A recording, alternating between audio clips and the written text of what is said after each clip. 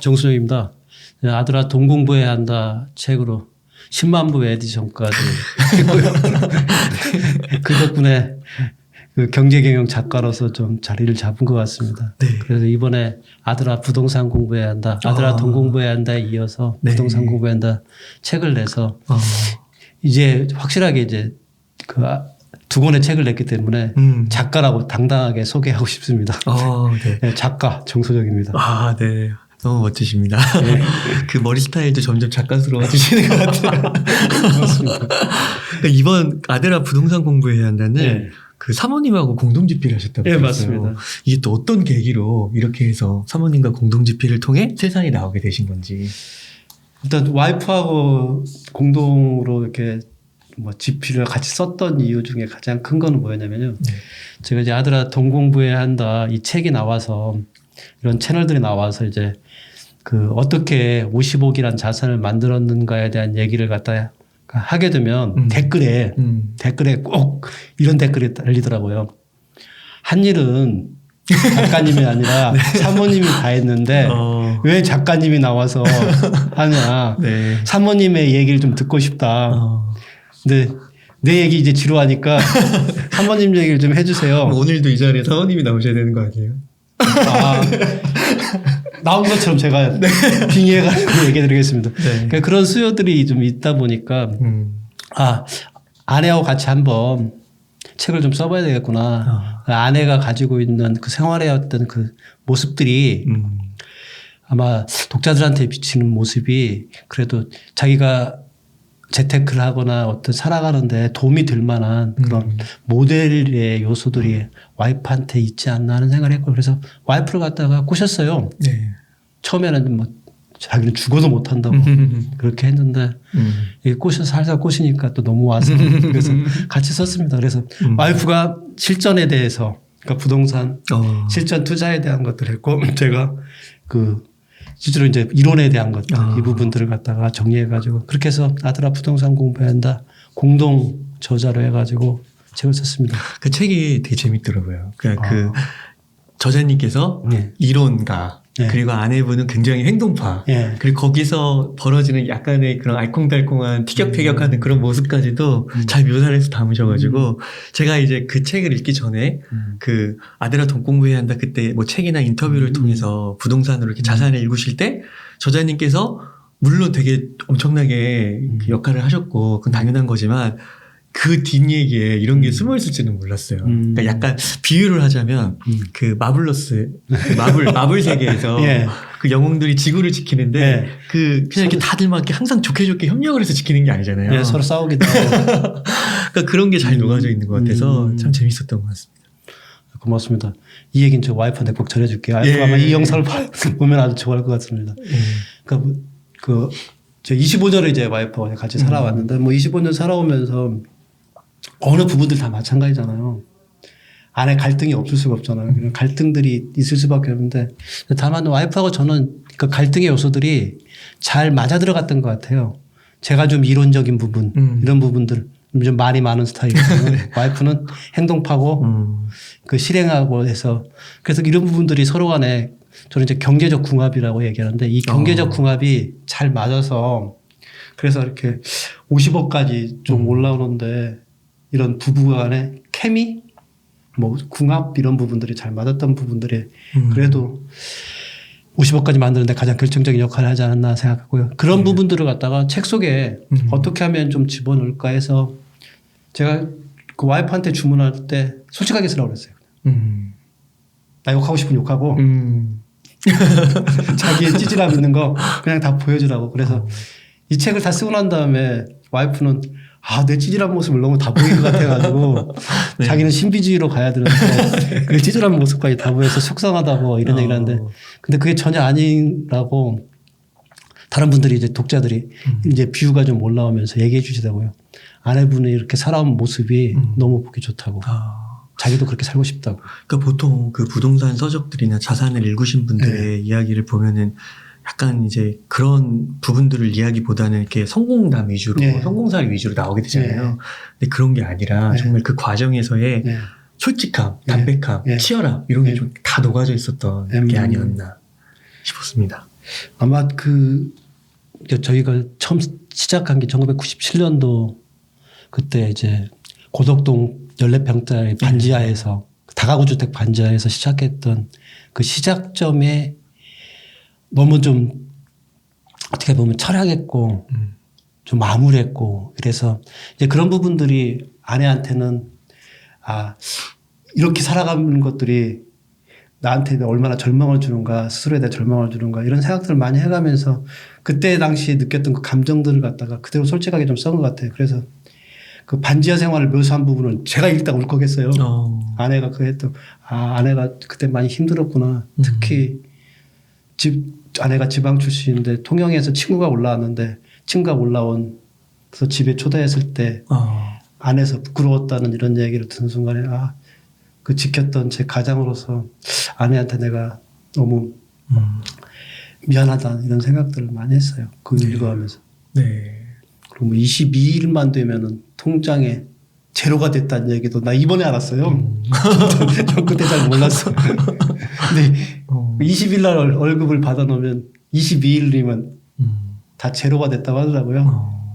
그래서 그런 사실들을 이렇게 알면서 아내한테 미안하기도 하고 이 미안함을 넘어서서 고맙고 그렇게 해서 이겨와줬기 때문에 지금 여기까지 오자는 생각을 고맙다는 생각을 합니다. 그러면은 그런 상황에서요. 네. 이렇게 지금에 이르시게 된 그 가운데 어떤 방법 또는 재테크 그런 게 있었을까요?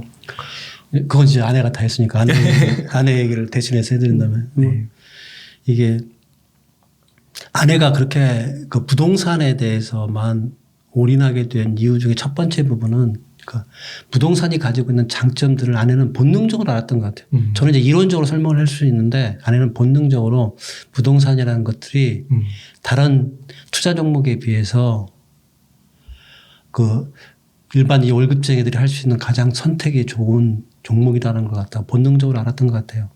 그래서 아내는 다른 걸 아무것도 안 하고 오직 부동산만. 그러니까 뭐 주식이니 뭐 다른 투자처들 많이 있잖아요. 요즘 젊은이들 많이 하는데 이런 것들은 하나도 하지 않고 오직 부동산만 하는데 부동산을 할 수밖에 없었던 이유를 갖다 아내는 이렇게 설명을 하더라고요.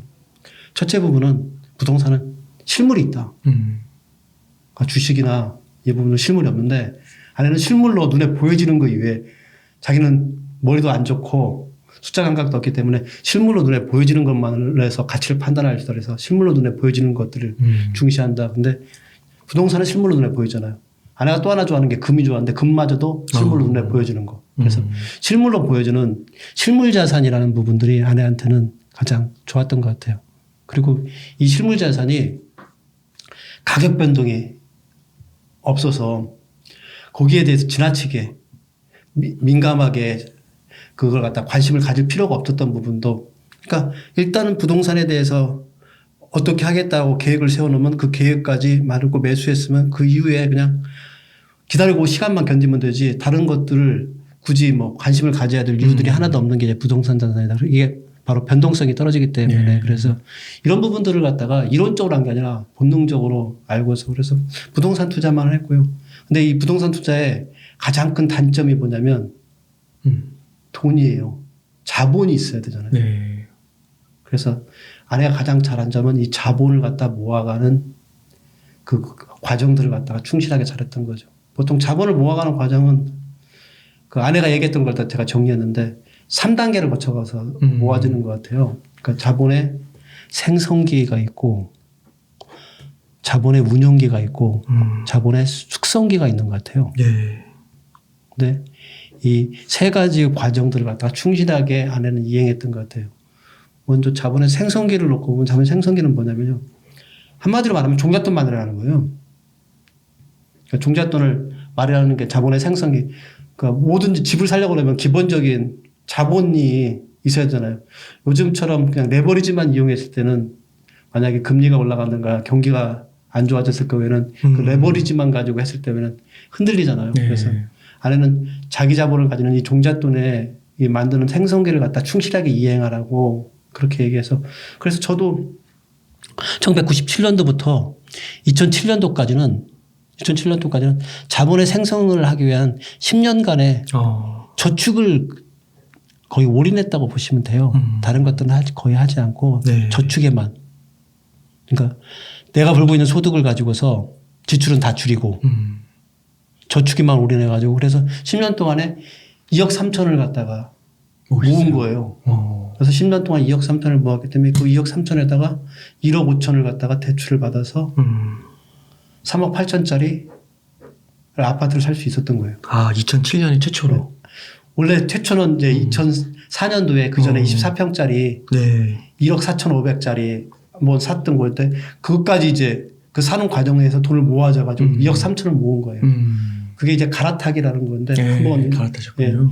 그 최초로 집을 산 거는 2004년인데 우리가 원하는 그 아내가 처음에 계획했던 집을 산 거는 2007년도에 그 3억 8천짜리 그 집까지 사는 과정들은 이게 그냥 우연히 만들어진 게 아니라 아내가 자본의 생성기를 이렇게 가져가고 부동산 투자를 이렇게 해야겠다 하는 것들이 정확하게 이루어지면서 했던 그런 과정들이었죠.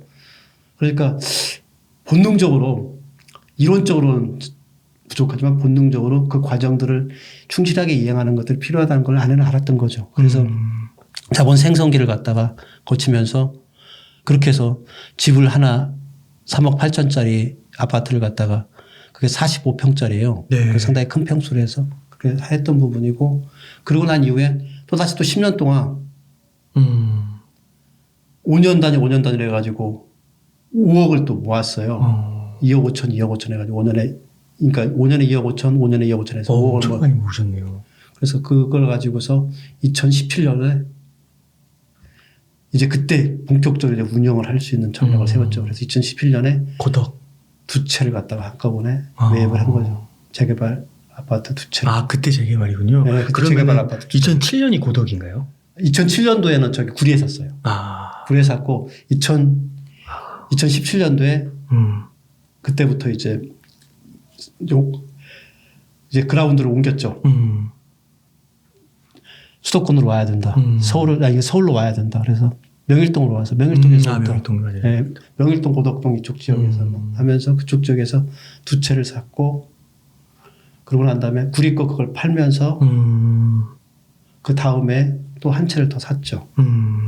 그래서 재건축 아파트만 세 채를 갖다가 그때 그것도 저 명일동에 여기 이렇게. 명일동에만. 예. 와.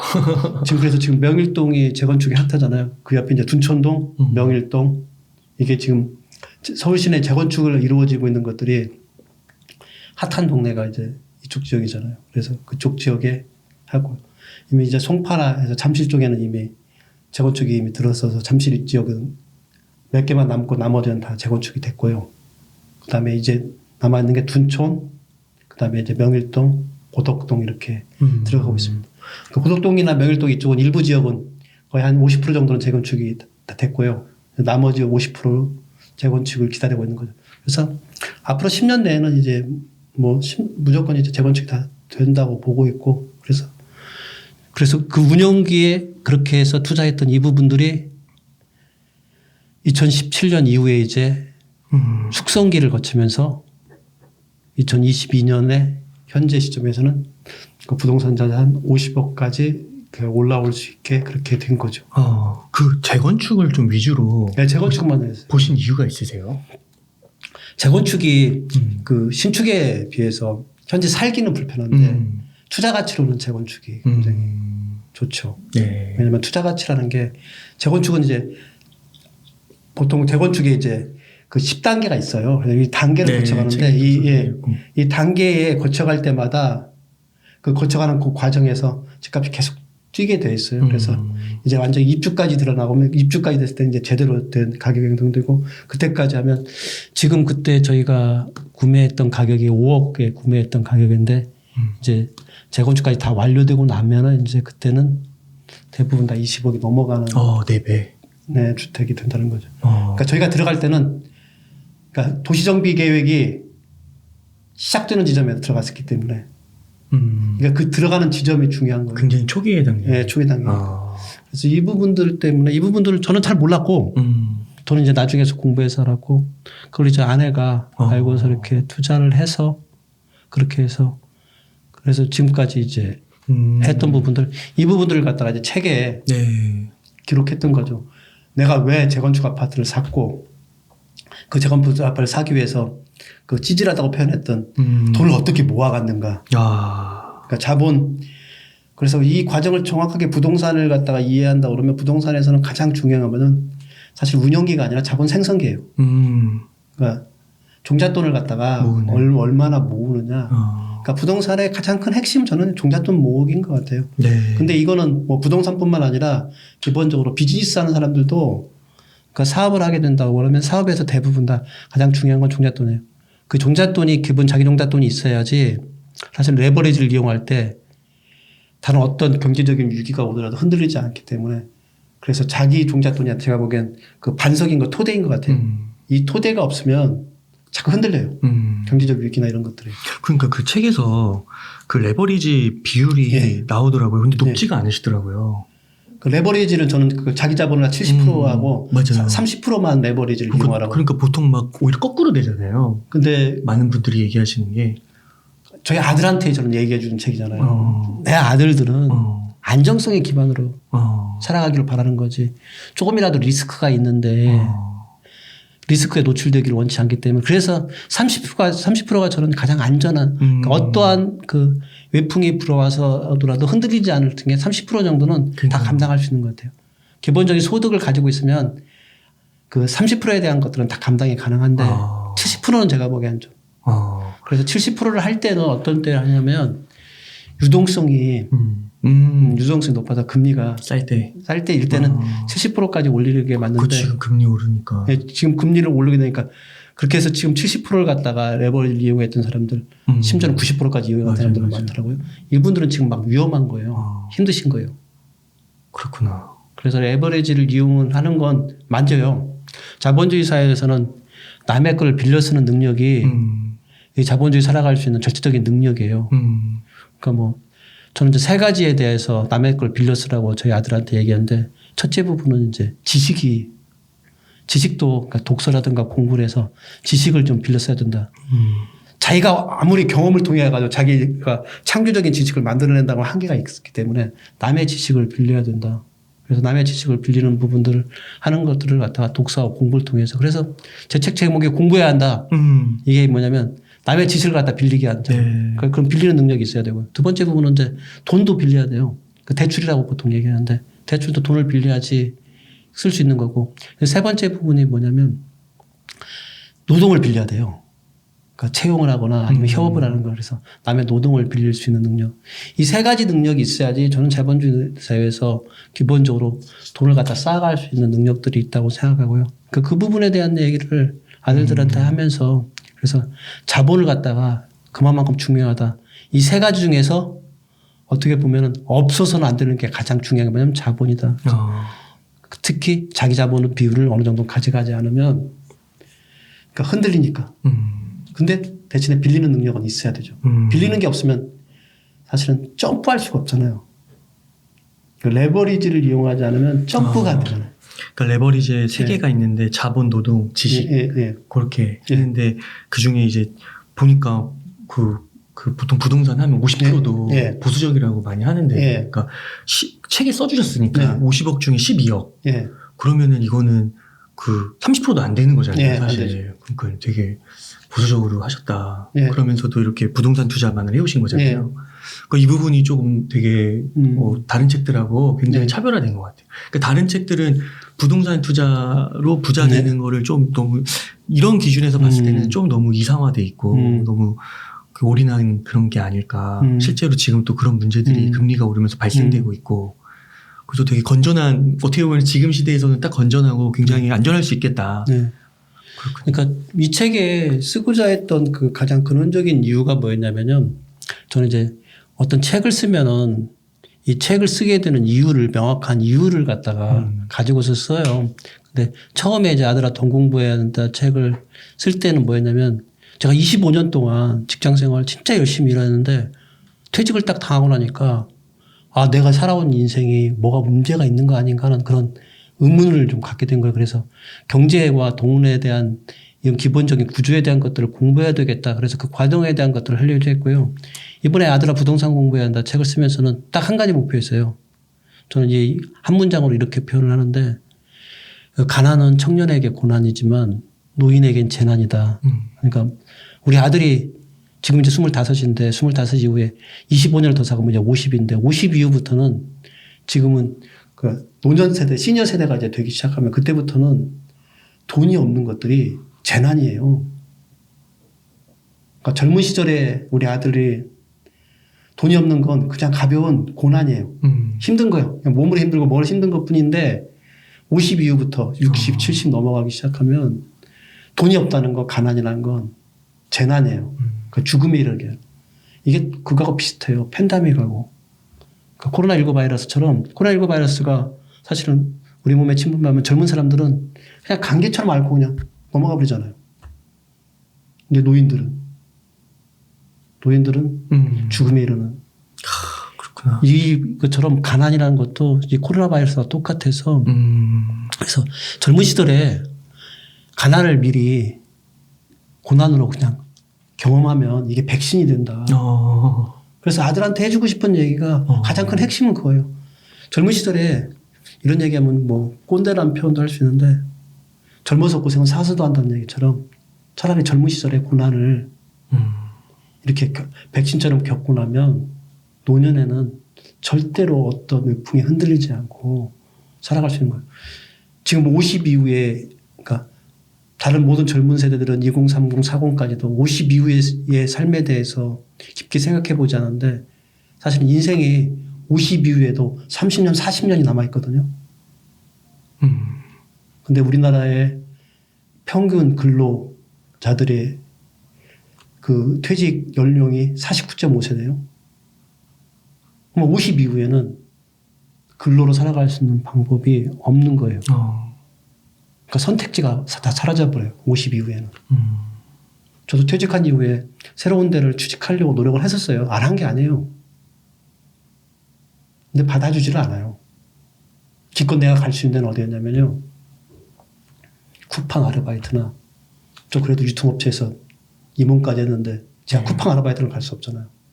그래가지고 더 낮춰서 다른 이제 중소기업에 썼는데 중소업에도 저 같은 사람 필요 없어요. 저보다 훨씬 젊은 사람들이 필요한 거지. 그러다 보니까 나이가 먹어가면 선택지가 없기 때문에 그 선택지를 스스로 만드는 게 뭐냐면 돈이에요. 돈이 일자리를 만드는 거, 자기 스스로 일자리를 만들면 되잖아요. 건물도 하나 사서 건물 가지고 가면서 소득을 벌어가면서 자기 그 건물 관리에 대한 일을 하게 되면 자기가 만든 거잖아요. 그렇게 해서 사장이 되든지 건물주가 되든지 이렇게 방식으로 50 이후는 선택이 압축되지 않고 그렇지 않으면 내몰리잖아요, 바닥으로. 그래서 아들들은 그러한 인생을 살아가지 않게 하기 위해서 그래서 가난이라는 걸 갖다가 미리 고난으로 경험하게 하기 위해서 그 고난을 경험하는 가난의 방법이 가장 좋은 게 부동산이다. 그러니까 그 책에서 아들에게 부동산을 가능한 한 빨리 사고 레버리지가 5배라고 젊은 시기에 살면 그걸 되게 강조하시더라고요. 그거예요. 지금은 이제 근로만 가지고 살아갈 수 없는 시대가 이미 됐잖아요. 아, 근로 유대하잖아요. 우리 인류가 그 근로소득을 통해서 우리 인류가 이렇게 해왔던 모든 건 우리 인간의 노동력에 의한 땀과 눈물을 갖다 바쳐가지고 돈을 벌어서 그 소득 가지고서 가족이 살아가고 자기가 살아갔던 것들을 그 모든 역할을 해왔던 거 위대한 거잖아요. 근데 그 위대한 근로의 역할, 노동의 역할이 지금 현재 점점 축소돼 갖고 지금은 자본의 역할이 그래서 자본소득이라는 이 자본의 소득이 역할을 하는 사회가 이미 됐잖아요. 그럼 인정해야 되잖아요. 근데 사람들이 인정을 안 하더라고요. 아직도 불로소득은 나쁜 거고 불로소득에 대해서 노동을 하지 않고 그러니까 돈을 버는 이런 사회는 그 부패한 사회다고 이렇게 표현하는데 그게 아니라 이미 자본을 갖다 볼 수밖에 없는 사회가 되었다는 거. 그건 제 아들한테는 얘기하고 주고 싶은 거예요. 그 비슷한 것 같아요. 그 기업들도 보면은 스타트업 같은 거 보면은 그냥 큰 기업들이 돈 주고 사버리잖아요. 근데 그게 어떻게 보면 기술력이라는 게 개인으로 따지면 근로 능력이라고 볼 수 그렇죠. 있는 거잖아요. 라이센스죠. 라이센스. 근데 결국 돈 많은 사람들이 그냥 지분을 사버리면 그냥 인수돼버리는 거잖아요. 그러니까 자본의 힘이 그만큼 막강해지는 것 같아요. 기업 차원에서도.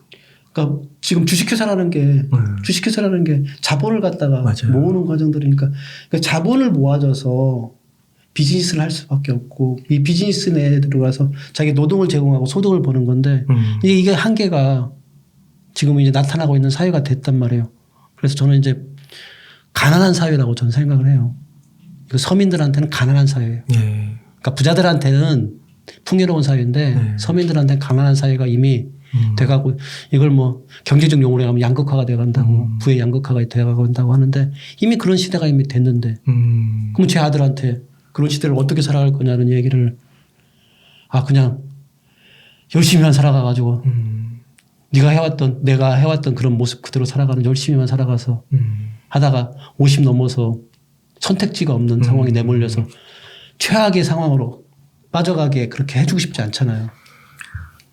그러니까 50세 이후에 후회하지 않기 위해서 그렇죠. 그 자본의 원리, 세상 돌아가는 거를 확실하게 일찍 이해하고 구체적인 방법으로 그게 바로 이제 부동산 내집 마련 거기서부터 시작하자. 그러니까 왜 부동산이라고 특히 강조하냐면 그 2021년도 대한민국 상위 1% 부자 보고서라는 책이 있어요. 통계청에서 만든 책인데 거기에 보면 나와요. 우리나라의 기본적인 상위 1% 부자가 기본적으로 자산이 한 51억 정도 되더라고요. 상위 1%가? 네, 상위 1%가 51억인데 상위 1%시네요. 51% 중에 부동산 자산이 몇 프로일 것 같아요? 그 부자들의? 절반 이상 아닌가요? 좀 더 쓰세요. 얼마일 것 같아요? 70%? 더 쓰세요. 80%예요? 78.2%니까 거의 80%예요. 그렇구나. 그러니까 상위 1%의 부자들의 평균적인 부동산 수익, 부동산의 자산 구성비가 80%예요. 그냥 78.2니까 80%라고 보면 앞으로 덤덤 더 그렇게 돼갈 테니까 이미 집값이 올라가가지고 2022년도에 조사하면 지금은 이제는 더 됐을 거예요. 그러면 80%란 말이에요. 40억이 이미 다 부동산 자산인 거예요. 그러면 이 부동산 자산이 이 사람들이 부자가 되고 난 이후에 부동산 땅을 사거나 집을 사서 구성비가 80%가 됐을까요? 아니에요. 부를 형성하는 과정에서 부동산이 역할을 한 거예요. 이게 현실이잖아요. 이미 나와 있는 현실인데 사람들은 아니라고 얘기해요. 그러니까 부동산을 제가 아들아 부동산 공부해야 한다 이 책을에 대해서 제목을 저렇게 쓰니까 일부 자랑이 이런 얘기까지 하더라고요. 야 투기꾼 책을 갖다 너가 쓰는 거냐? 야 좀 책 좀 우아하게 쓰면 안 돼? 좀 인문학적인 소양이 풍부하신 분이 왜 저렇게 저급한 책을 쓰냐? 재테크 책을 왜 쓰냐? 근데 저 책에서 얘기해 주는 게 그런 얘기가 아니에요. 우리가 가지고 있는 살아가고 있는 이 경제와 연결되어 있는 우리 삶이 어떻게 되어 있는가를 갖다 정확하게 직시하라는 얘기예요. 우리는 부동산과 저 얘기를 한다고 그러면 80%는 연결되어 있는 거예요. 근데 80%가 연결되어 있는 부동산에 대해서 요만큼의 공부도 안 하고 그냥 살아가고 있는 젊은 세대들한테 공부해야 된다. 공부를 지독하게 안 하는 게 뭐냐면 돈에 대해서 공부 안 하고요. 요즘 많이 하더라고요. 그 돈을 이루고 있는 가장 기본적인 토대가 되는 자산의 토대가 되는 부동산에 대해서 또 요만큼 더 공부를 안 해요. 폄하하죠. 땅과 집 이런 부동산을 뭐 공부할 게 뭐 있어. 그냥 가서 살면 드는 공간 아니야? 근데 그게 아니라 우리 지금 살아가고 있는 대한민국의 상위 1%의 부자들의 부를 이룬 구성비에 부를 이룬 수단의 80%가 부동산인 거네요. 그러니까 개인적인 삶의 80% 이상은 부동산이 차지하고 있으니까 이 부동산에 대해서 공부해야 된다. 책의 뒷부분에 그 청약 일정 그런 리스트를 한번 정리해 주셨잖아요. 그러니까 그런 것들을 하면 조금 그래도 한 시세 대비 한 20, 30% 싸게 살 수 있잖아요. 그러니까 그런 거를 한번 노려봐도 젊은 층들이 앞으로 기회를 얻을 수도 있는 그런 제도도 많잖아요. 그러니까 이제 보통 이제 청년들이 이 사회에 진입할 수 있도록 국가는 지원해 줄 수밖에 없어요. 그래서 청년들에 대한 금융정책, 청년들에 대한 부동산 정책은 많이 나올 수밖에 없어요. 이것 하나의 공부예요. 네. 지금 대표님이 얘기해 주신 것처럼 부동산 공부의 하나예요. 그러니까 국가는 청년들이 이 사회에 나와서 이 사회에 제대로 정착할 수 있는 지원을 해줘야만이 이 청년들이 이 사회를 나중에 이후에 미래를 이끌어가는 사람들이기 때문에 그래서 금융정책 지원 만화에 찾아보면 뭐 청년 주택 지원부터 해가지고 많이 있어요. 네. 그리고 이 부분들도 공부해서 알아야 되고요. 그래서 공부하고 그다음에 그 청년 금융 지원해주는 부분들 이 부분들에 대한 것들을 모르는 사람들 대부분 다 몰라요. 네. 근데 의외로 아는 사람들은 그런 걸 효과적으로 이용하다 보면 그러니까 우리처럼 저희는 가장 근원적인 그러니까 맨땅에 헤딩하는 방식으로 해서 해왔던 가장 바닥을 갖다가 저는 얘기해 준 거고요. 이 이외에 다른 요소들은 굉장히 많이 있기 때문에 그런 부분들을 배워간다 그러면 그렇게 한다면 부동산에 대한 것들이 자기 노년의 기본적인 자산의 역할을 충분히 해줄 수 있다고 저는 생각합니다. 그러니까 저도 최근에 두 유형의 친구를 만났는데 이제 둘 다 집은 없고 근데 한 친구는 이제 너무 올랐으니까 아예 안 된다. 거의 이제 자포자기하는 친구가 한 명 있고 한 명은 3기 신도시나 앞으로 청약 일정 이런 것들을 공부를 하더라고요. 그러면 이제 거기서 자기는 기회를 노리겠다고 해서 한 2, 3년 자기는 이제 모아갈 거라고 자본 생성할 거라고 딱 그게 떠오르더라고요. 말씀하시니까 그 친구가 떠오르는데 그렇게 기회를 2, 3년 좀 보면서 찾을 수도 있다. 그렇게 하는 거잖아요. 그것도 이외에도 요즘 맞벌이 부부가 만약에 신혼부부가 하고 있다 그러면 신혼부부들이 맞벌이 부부는 최소한 300만 원에서 600만 원은 벌 수 있잖아요. 네. 아니 그 정도는 다짐이 수득을 그러니까 월 한다 그러면 저희 와이프 같이 600만 원 벌었으면 200만 원만 쓰고 400만 원 저축할 수 있거든요. 네. 부부 있거나 애 하나 있더라도 그래서 충분히 400만 원까지 진짜 힘들지만 그래서 400만 원까지만 모아간다면 400만 원씩 모으면 5년만 모으면 400만 원씩만 모은다고 해도 2억 5천. 거의 2억 5천까지 다 벌어줄 수 있잖아요. 맞아요. 2억 5천이면 지금 수도권에 조금 이제 주택은 거리가 있다 하더라도 수도권에 사실은 살 수 있어요. 대출 받아가지고. 그렇게 해서 시작해서 사고요. 그렇게 해서 산 부분들을 시간이 지나면서 조금씩 더 모아가면서 점점 저희처럼 구리에 있다가 저희 명일동으로 왔다가 지금 이제 저희는 이제 강남으로 오려고 하거든요. 강남으로 오고 이렇게 조금씩 이렇게 오는 거예요. 이걸 갈아타기라고 하는데 갈아타기 방식으로 해서 이렇게 오면은 가능하다고 생각해요. 근데 이 계획을 갖다가 10년이니 20년이니 이 장기 계획으로 세워서 이렇게 간다 그러면 저희 정도까지는 충분하게 하는. 저희는 그 책을 읽으면서 하지만 가장 기본적인 방식으로 해줬잖아요. 가장 FM. 아끼고 저축하고 그걸 모아가지고 집을 사고 또 아끼고 모아서 다음 집을 사고 이거잖아요. 그러니까 가장 기본적인 FM적인 방법을 살아갖고 여기 이외에 지금은 이제 그 금융에 대한 공부, 부동산에 대한 공부를 통하면 다른 기회적인 요소들을 갖다가 플러스한다 그러면 저희가 했던 것들이 25년이라면 그 기간은 충분히 단축시키라고 생각해요. 그래서 지금이 집값이 비싸다가 아니라 지금이 집값이 비싼 만큼 화폐 가치 떨어졌고요. 지금이 집값이 비싼 만큼 물가 지금 올라가고 있고요. 그렇기 때문에 앞으로 시간이 지나면 지날수록 지금 눈에 보여지는 가격들은 지금 11억이 아니라 이게 20억이 될 것 같고요. 그만 11억에서 20억이 됐다면 집의 가치가 상승했다 이것도 있지만 화폐 가치가 하락한 것도 어쩔 수 없이 나올 수밖에 없기 때문에 그래서 가급적 젊은 시기에 빨리 내가 생각하고 있는 목표점인 기본 뭐 2억이면 2억 3억까지 모으는 과정들하고 그 이후에 레버리지를 이용해 가지고 아니면 국가적인 지원들 이용해서 빨리 내 집을 마련하는 게 가장 1순위인 것 같아요. 그러면은 이 책에서도 또 한 챕터에 사모님께서 1주택을 하신 다음에 2주택을 이제 또 매수를 하셨잖아요. 그러면 그 1주택을 2주택으로 이렇게 가는 것도 네. 타이밍이 언제냐고 이렇게 물었을 때 예. 그 똑같은 절차를 그냥 반복하는 건가요? 종잣돈을 모으고 예, 반복한 것 뿐이에요. 반복해서 어. 자본이 있었기 때문에 네. 자본을 가지고 있으면 이 자본주의 사회에서 좋은 점이 뭐냐면 돈을 가지고 있으면 투자처는 많아. 이게 불공정의 원리예요. 네. 자본주의 불공정이 뭐냐면 돈을 가진 사람은 더 투자할 때가 많아요. 100억을 가진 사람하고 10억을 가진 사람하고 투자를 한다고 그러면 100억을 가진 사람은 이 강남에 빌딩을 하나 사면은 이게 훨씬 더 수익력이 좋고 훨씬 더 안전성이 있고 근데 10억을 가지고서 저 지방에다가 빌딩을 한다고 그러면 수익이 더 떨어지고 그리고 위험 요소도 더 많아요.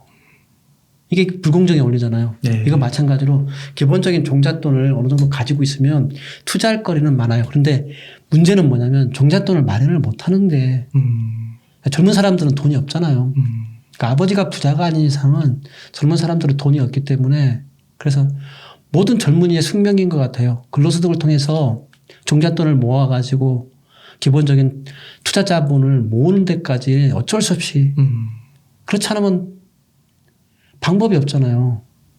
이미 불공정의 논리가 적용되고 있는 사회인데 많은 돈을 가진 사람이 더 많은 돈을 벌고 더 위험성이 낮은 투자를 할 수 있단 말이에요. 그러면 돈이 없는 사람은 어떻게 해요? 자, 티끌이라도 모아가지고 시간을 할애해서 시간을 쌓아가서 티끌이라도 모아서 기본적인 자본을 만들 때까지는 아까 말한 나 죽었다 하는 고난, 가난을 갖다 그냥 몸으로 경험해야 되는 거예요. 이게 저는 우리 아들한테 얘기했어요. 젊은이 숙명이다. 저는 이제 성경 같은 가끔 읽다 보면 카인과 아벨이었는데 아벨이 카인에 의해서 카인이 아벨을 죽이고 난 이후에 우리한테는 너희는 노동을 통해서 땀과 눈물을 흘려야만이 먹고 살 수 있는 그런 종자를 만들어주겠다 해가지고 신이 뭐 그렇게 벌을 줬다고 하는데 그런 과정들을 갖다가 어쩔 수 없이 젊은 사람을 겪을 수밖에 없게 된 것 같아요. 지금 구조상으로. 예.